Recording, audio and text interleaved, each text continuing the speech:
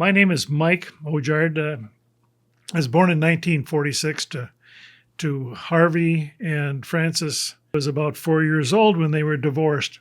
They were kind of a bad match anyhow when I really think about it.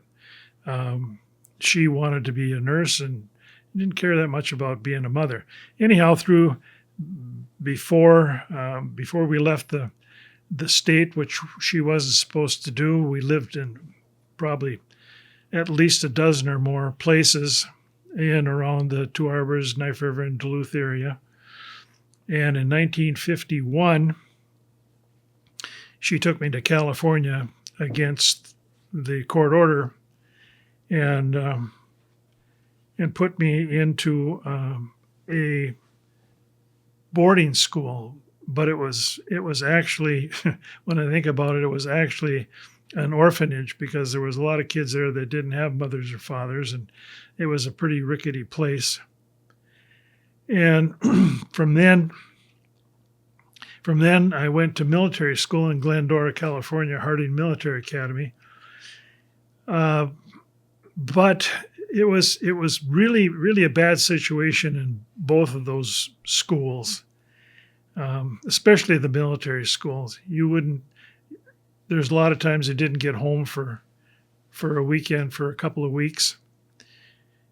So my mother, of course, she was working all the time, and she sent some money for me to take a bus from Glendora into L.A.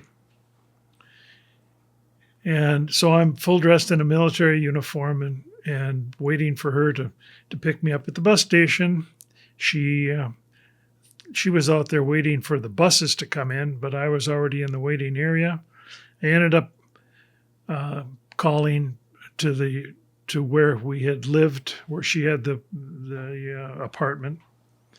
And so anyhow, I ended up walking about 13 or 14 blocks over to Pico Boulevard and took a bus home. I borrowed a few pennies or nickels or whatever from a fellow that was standing there.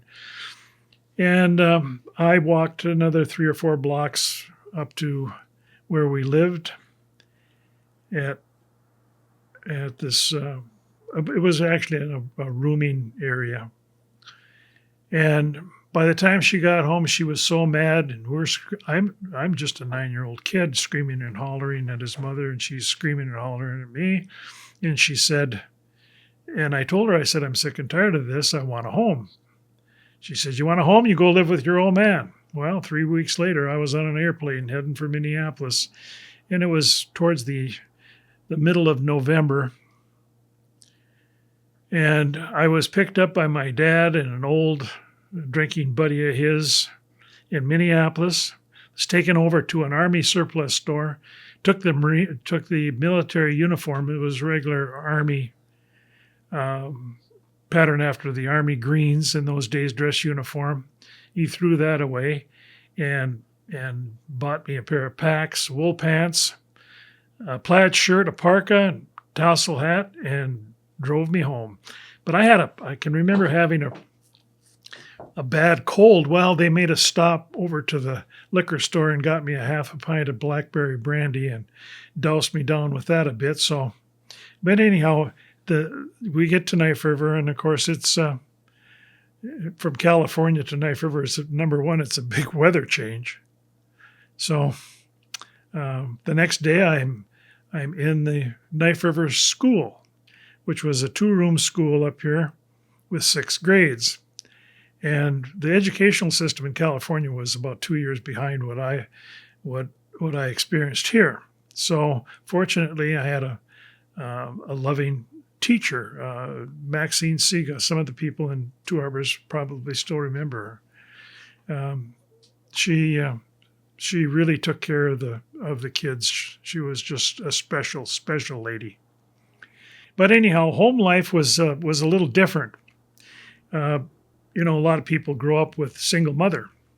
Well, I grew up with a single father who, like the men of his era, that a Prozac was alcohol, and there was a lot of it.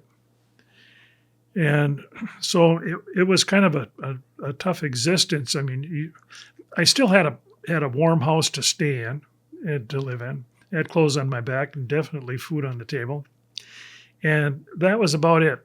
So you kind of grow up really fast, and a lot of times you grow up a little hard. And of course, there was no babysitters back in that era, so to speak. So I would either stay with my grandfather, who I became very close with, or go to work with my dad, and he was an engineer on the steam tug Energy in Two Harbors. Well, that's pretty much where I spent a lot of my youth, is on that old tugboat. There was a lot of drinking. There was a lot of my dad's alcoholic buddies, and so there was many times when I would go with him because there was nobody. You couldn't leave the kid at home, so and then he'd be drinking, and a lot of times I would have to drive home, and I'm only 9-10 years old, so. One time I got picked up in Larsmont by old Bill Soderstrom, Minnesota Highway Patrol. He walked up to the car. This was at night. I'm scared to death. And he looks in the window, and my dad, of course, was passed out on the other side. And of course, a 9-year-old kid is looking through the steering wheel and over the hood to drive home. And he looked at me and looked at my dad, and he said, "Go straight home, Mike." So that was kind of how it went. My family, the family that I became really close to, was the family of Bill and Dorothy Ojard.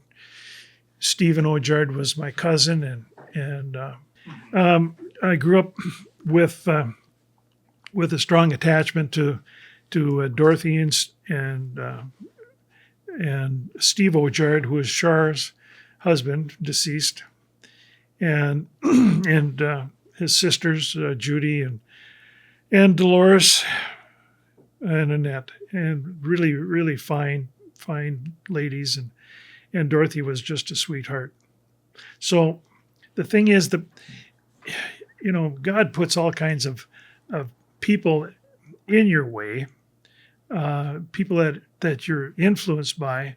And there was a real strong influence there. There was another strong influence by Pastor John Reppy, who was a Lutheran pastor, and of course everybody in Knife River went to the Lutheran church, and of course you go through confirmation, and then you don't have to go back. It's just basically Christmas and Easter. But John was a really, really strong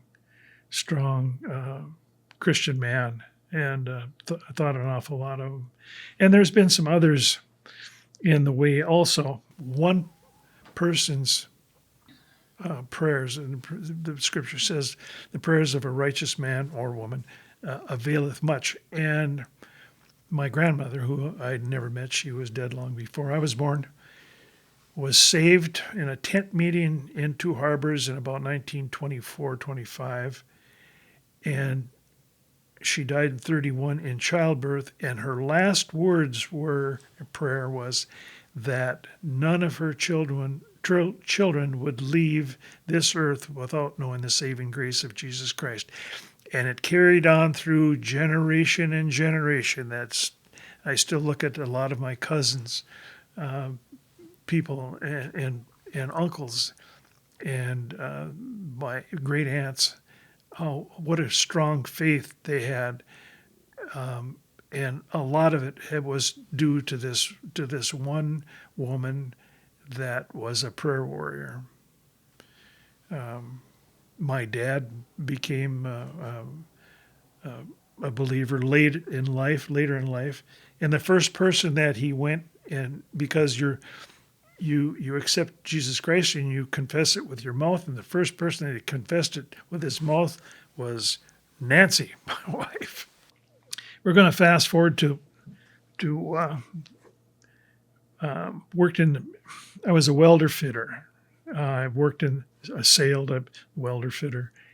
I worked in the shipyards and Port Lavaca, Texas. I came up here and worked for several different steel companies. National Iron was the one that I met this fella. His name was David Klimek. And when you're working in these situations, you've got your head inside of these big skidder wheels, and there's a lot of heat, and it's miserable smoke, and he's over on the skidder line. He's a big fella too. He's over on the skidder line. He's whistling and he's humming to himself, and it really used to tick me off, So one day I walked over to him and I grabbed him by the shoulder and I says, "What the hell makes you so happy?" And he said, "Well, Michael," he said, "I'm glad you asked." And he said, "I don't smoke or drink." He says, "I go to church," he says, "and I found the Lord 4 years ago." And I said, "Well," I said, "isn't that nice?" Because I even taught Sunday school for a little while and was confirmed in the Lutheran church. And he said, "Michael," he says, "it's just like the blind leading the blind." The more I got talking to this guy, the more I wanted what he had. He exuded his faith, real experience, where it was just like somebody taking a millstone off of my shoulders, and it was what they always call it, your first love, so to speak, I guess. And even after that, things didn't really go that well. I ended up divorced. And raising two kids, ages 3.5 and 5.5, and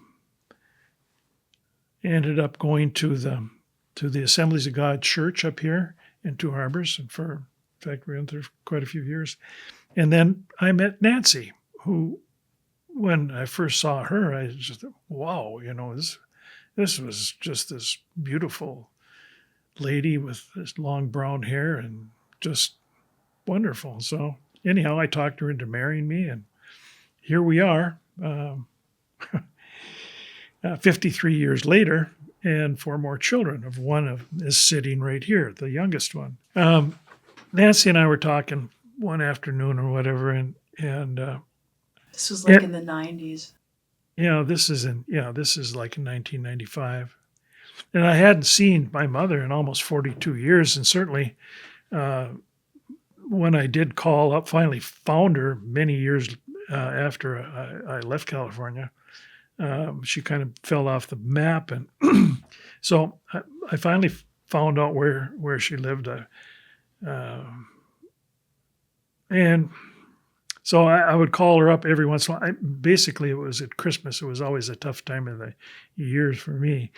And I'd get the phone slammed down, and don't ever call here again. That's part of my life I don't want to have anything to do with. I don't want to be a mother of a grandmother of 5, instant mother, and all this kind of stuff. Anyhow, so Nancy said, I said, the word says, and it's the 5th commandment, honor your father and your mother, that your days are long upon the earth, and that's it's a promise. It's the only commandment with a promise. And she said, "Well, we have money." She says, "Why don't you just go out there?"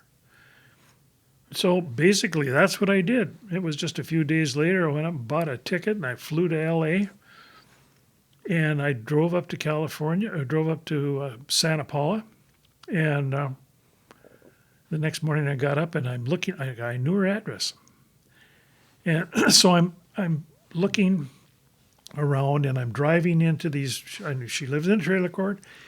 I'm driving in these trailer courts looking for 99 Floyd Drive. No 99 Floyd Drive. Pause there 1 second. Yep. Anyhow, no 99 Floyd Drive. So I'm driving down this other street, and there was a man. You talk about God being in control of the situations that you're going through. You may not think so at the time, but you better look back on it and realize that's exactly what it was.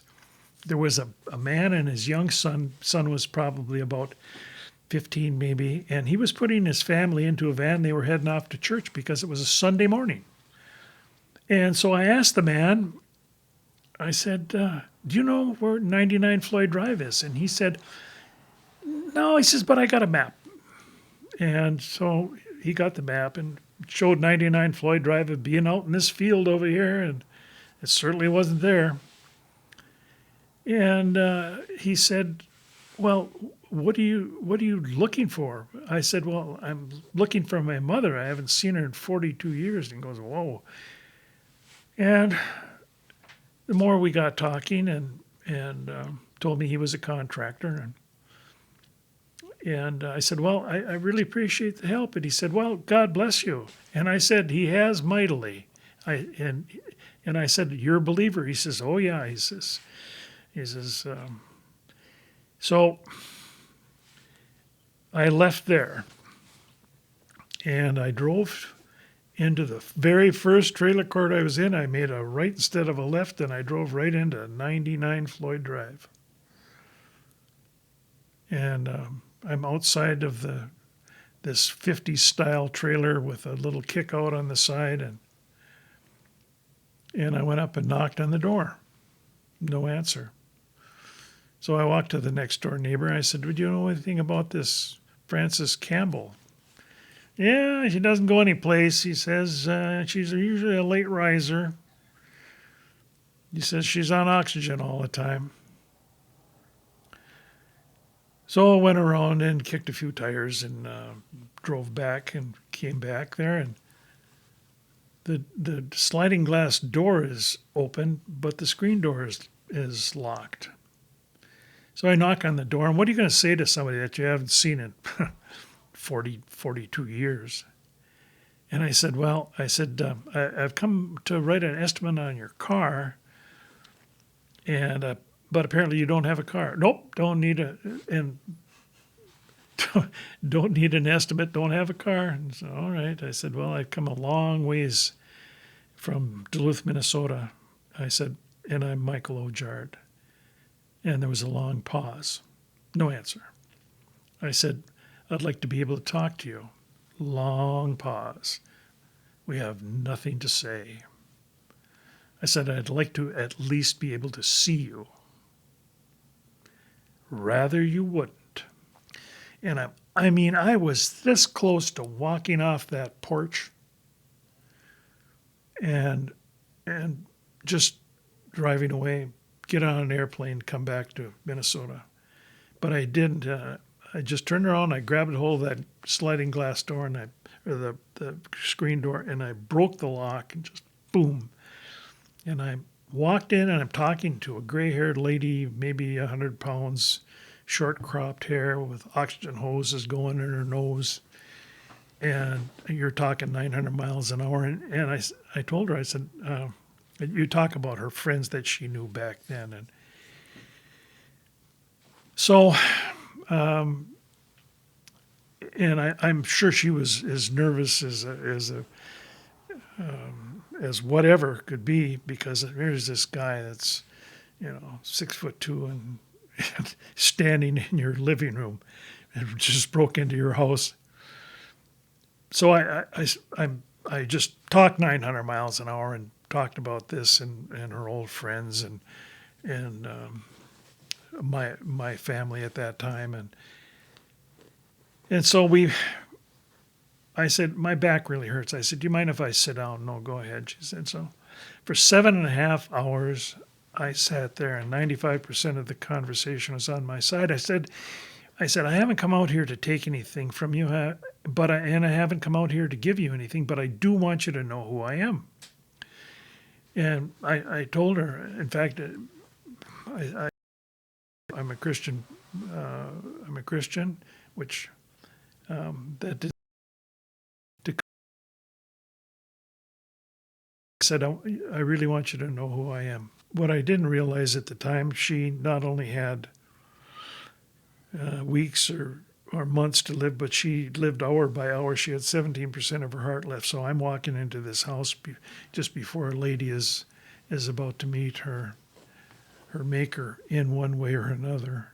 I says, it's really getting late. And she said, what?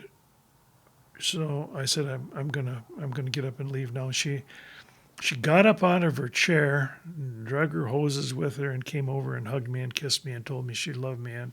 And like I said before, I said that it was a very special time.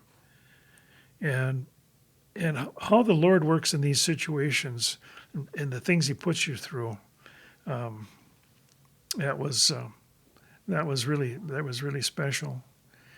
There's a lot of other things that went on through this. In fact, she said, "Well, if I live longer, would you come back again?" And I said, "Sure, I will." But every Monday night I would call her at 7:00. She could count on it. Even if I was out snowmobiling out in the mountains, I would manage to call her. And then Liz and I went out to California to visit her. She